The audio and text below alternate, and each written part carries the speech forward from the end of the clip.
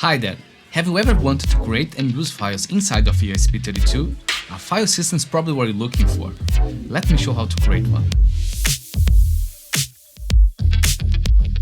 Hi guys! I know, it's been a while since I don't post any videos here. Trust me, this last year was quite busy for me, but now I'm back on YouTube, bringing more videos and projects for you guys. I hope you like this video and stay tuned.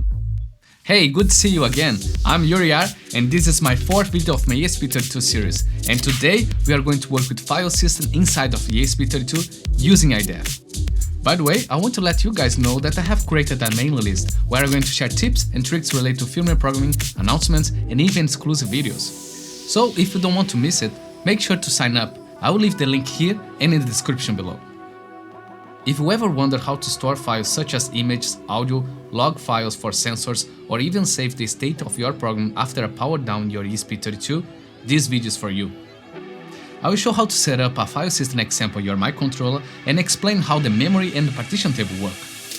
Having the ability to read and write files is extremely useful for embedded systems.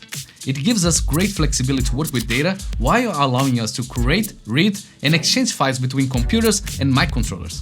For example, we can create simple database to keep track of events, save historical data for sensors, or display image and play audio files through the speaker. Your imagination is the limit. So what exactly is memory? If you look at the ESP32, we can see that it has flash memory and RAM memory. But what's the difference between those two? Basically, flash is a non-volatile type of memory, meaning that it can hold its contents even when there is no power, and that's why its main application is usually storage. Images, audio, or anything that needs to be permanently saved are commonly stored in the flash. An SD card, for example, is just a big, removable flash memory. It's also important to know that your program's code is normally stored in the flash as well, and it's read by the processor while executing it. Also, flash memory has a limited amount of writing cycles allowed before it stops working. So keep that in mind when creating your application, to not write too often to it. Now, RAM is a short-term volatile memory, meaning that it loses its content when there is no power, and it's used for everything that's temporary. The big advantage of RAM is that usually it's way faster to access compared to flash memory. When your microcontroller starts, it reads your code from the flash memory and starts loading data such as variable values and other temporary things to the RAM. This gives the microcontroller the ability to have a high-speed space to work with this data. The ESP32 usually comes with around 500 kilobytes of RAM and 4 megabytes of external flash. Other microcontrollers such as the STM32, for example, comes with the flash internally, which is an advantage when you need to run your code faster and work with high-performance applications because it's not limited by the SPI bus speed. The STM32 is a great microcontroller and nowadays one of the most used professionally, and I will start making videos about it soon. If you are thinking of working as a professional firmware developer, you'll definitely want to check this out. But let's focus on the ESP32 for today.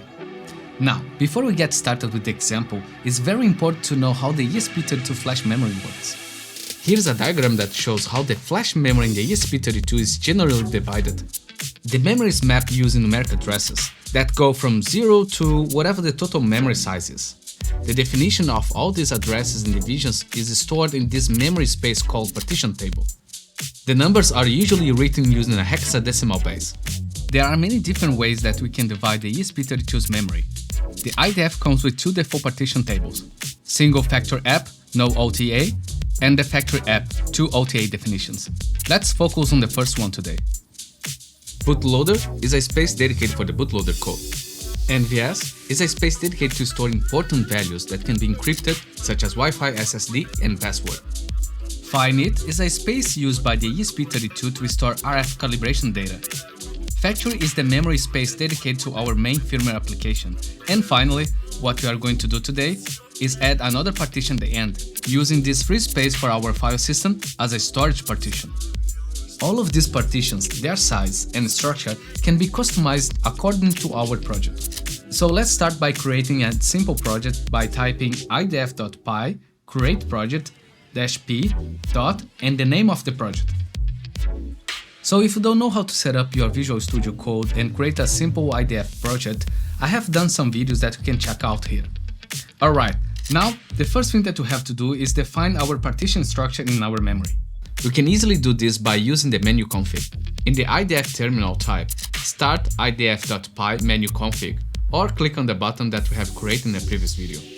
First, we have to set the correct flash size available in our microcontroller by selecting Serial Flasher config and then flash size. Just select the right type for your module. In my case, I have 4 MB. Now, let's jump back to the main menu and select Partition Table. Select the first option.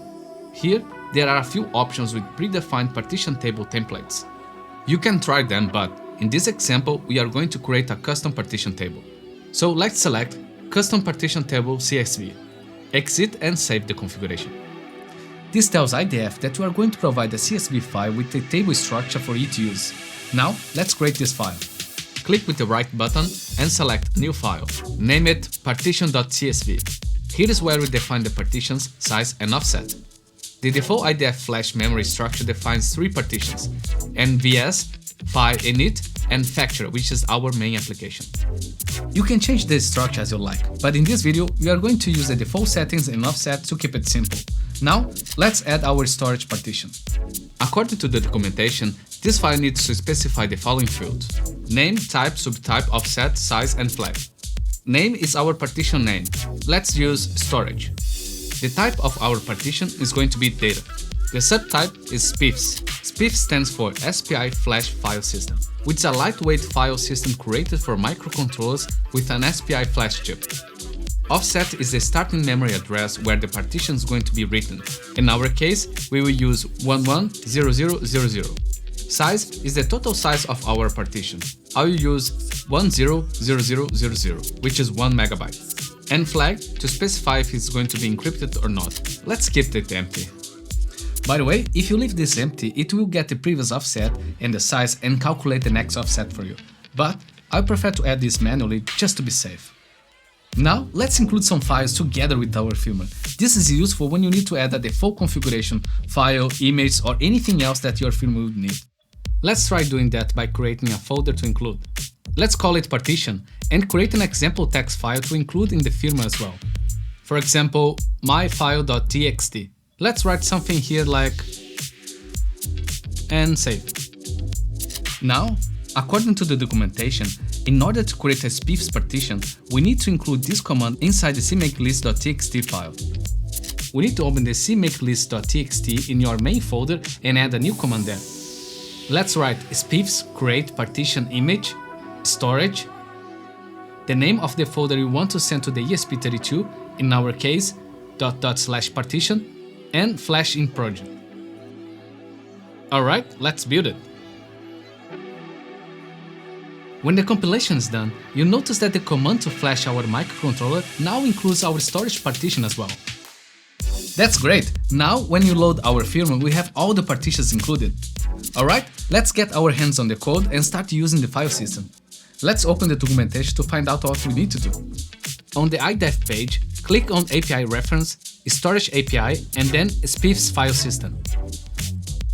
Like we did in my last video, let's first find out what header file is needed in order to work with the IDF SPIFs interface. Here we can see that we have to start by adding the header ESP-SPIF.h.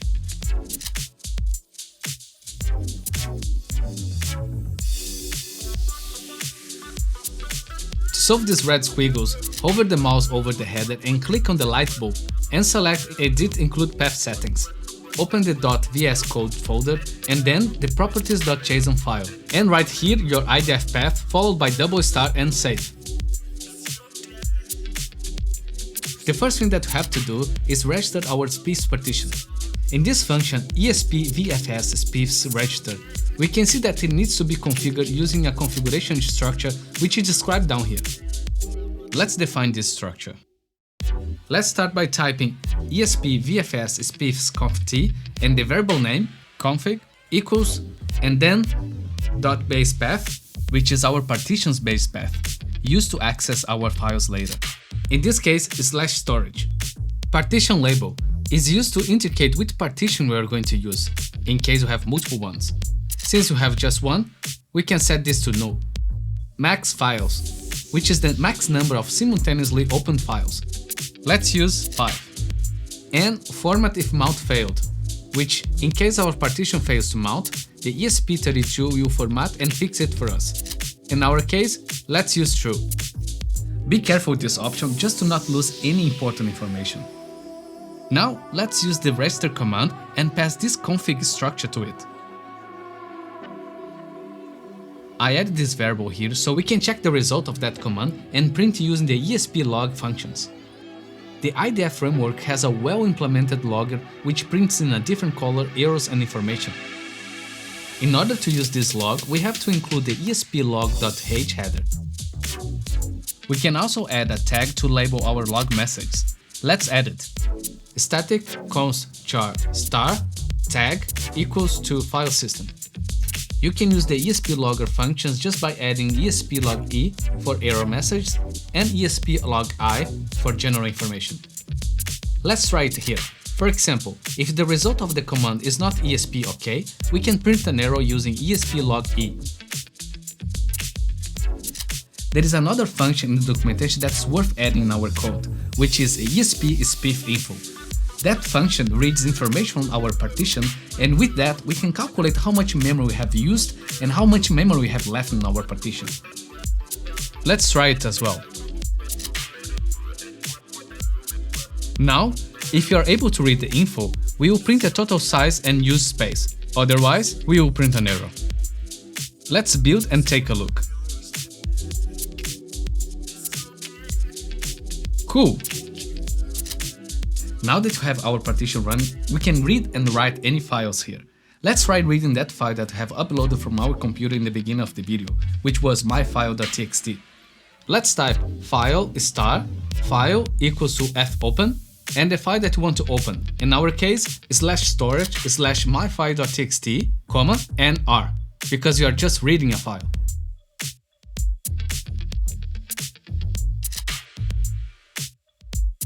Let's create a string and read the file using the fget function.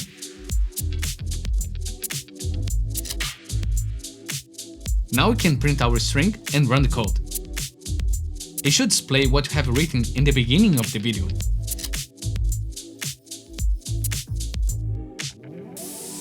Cool! Our file was open, read, and the text was correctly written in the terminal. The beauty of it is that we can use the same C functions as we are coding for computers. I'll make more videos about embedded C in the future, so stay tuned and don't forget to sign up my mailing list. And if you're not subscribed to the channel, consider doing it so you won't miss any new videos. See you in the next one.